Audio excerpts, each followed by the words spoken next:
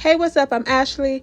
Thank you for watching this video and welcome back to Y'all Remember When, where we discuss the original L word and remember and discuss a few things that happened back in the day. So in this video, we're going to be talking about the L word season 2. So let's get it started. Y'all remember when Tina popped up pregnant talking about, I'm gonna take care of this baby by myself? She was telling the doctor that she didn't want anybody to know that she's pregnant yet, but at the same time, a watermelon had nothing on her. But she kept it a secret for a while. Turns out she shot Marcus's sperm up there without telling Bette. And she didn't tell her because she didn't want Bette to go through another miscarriage again. But she did all of this before she knew that Bette was cheating on her with the carpenter. We spent most of season 2 seeing Bette distraught over losing Tina. And when she ran into Tina and her supposed friends at the time at the planet. And the reason why I say supposed friends is because everybody seemed like they was on Tina's side. They was being awkward around Bette. They didn't invite her anywhere. The only one who was still talking to Bette was Shane. But back to this planet situation. Bette was telling Tina that she misses her, she can't live without her, and that she broke things off with Candace. And Tina was like, when? Because I drove past the house this morning at 2 a.m. and your car wasn't there. So when did you do it? After you had sex with her this morning?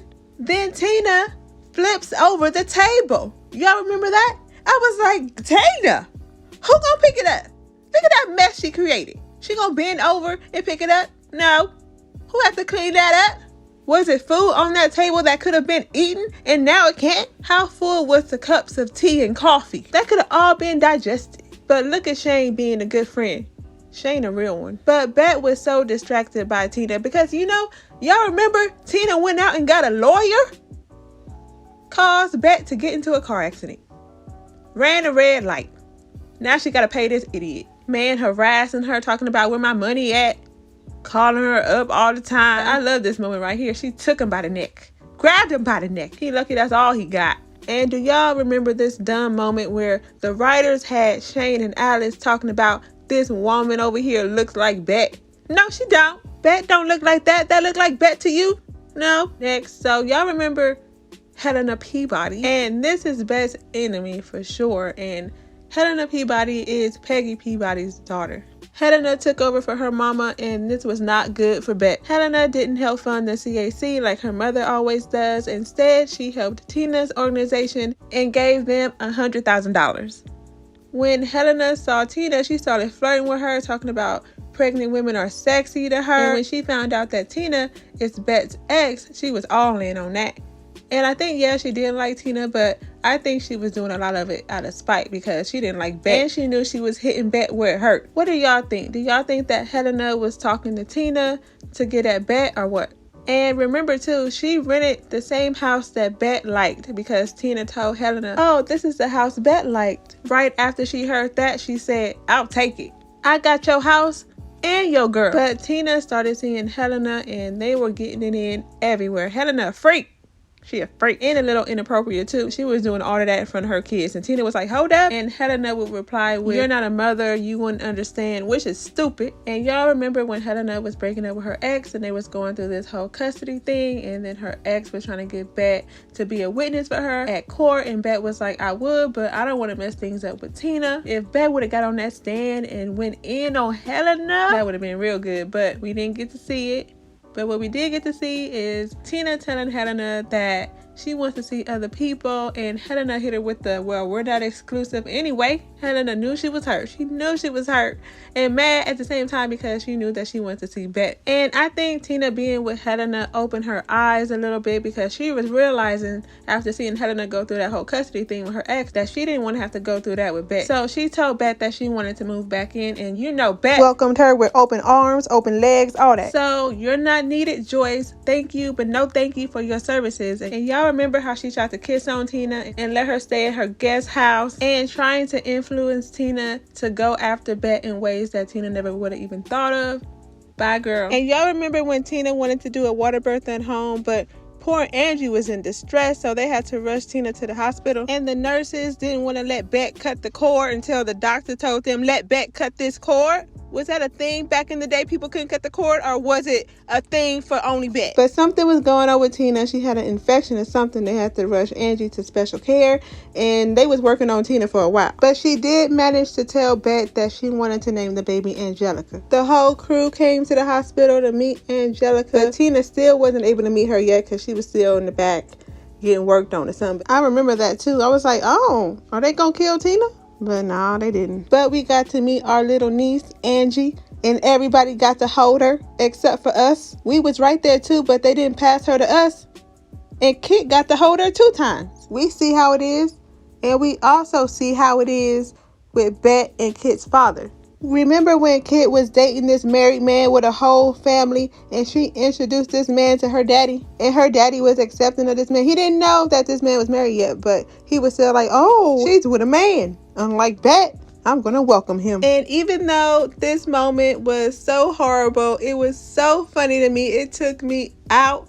I laughed so hard. Remember when their dad was in the hospital and he didn't want to see Bette and Tina talking, so he pushed that little button, had that nurse come all the way in there just to close that curtain so he wouldn't have to see him. And Bette didn't want her daddy in the hospital anymore, so he moved in with Bette in the living room, and that's where he sadly passed away. R.I.P. to him. And before we move on from him, this is the time he fell going to the bathroom by himself. And the only reason why I put this in here is because I love the look on Jenny's face. I mean, I'm not judging. I would probably be standing back watching too if it looked like everybody had it handled.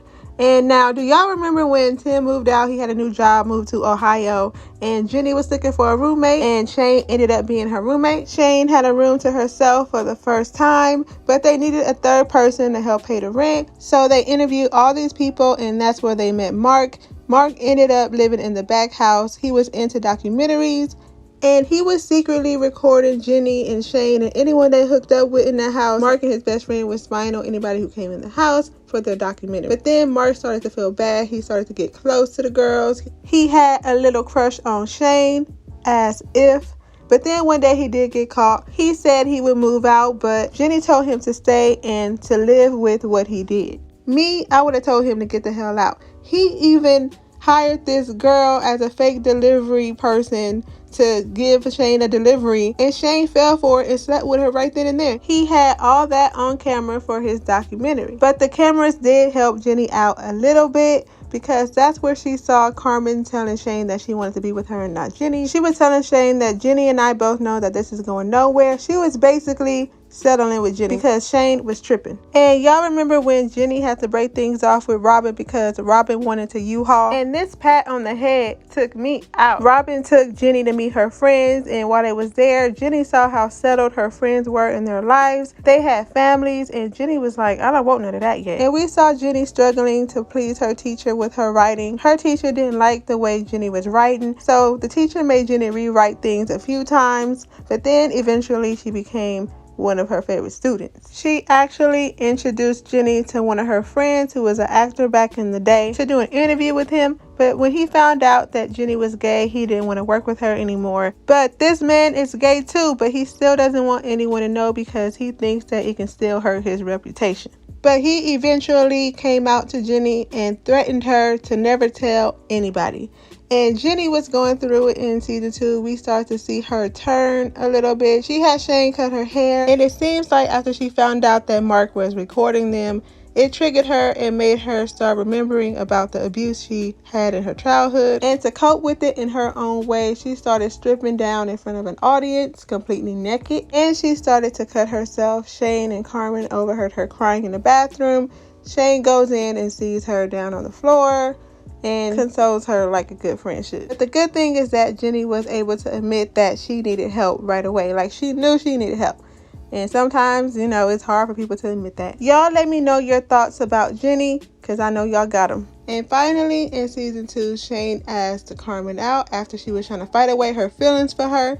She knew she didn't want Carmen with Jenny, but she tried to act like she didn't care. She knew she wanted Carmen all to herself. She felt the vibe. She felt the energy. She knew Carmen was the one all along, but she was trying to play it off, flirting and hooking up with other girls in front of Carmen, making Carmen feel bad. But Carmen still hung in there, though. She didn't give up on Shane. Carmen was using Jenny knowing good and well she didn't want to be with Jenny. A mess, but finally, I liked Carmen and Shane together, but y'all let me know your thoughts on them down in the comments. And do y'all remember when Dana finally dumped Tanya to be with Alice? But then the gag is, Tanya was cheating on Dana with Melissa Rivers. Of course, she would move on to Melissa Rivers because she ain't nothing but an opportunist. But I did love seeing Alice and Dana getting it in all season long.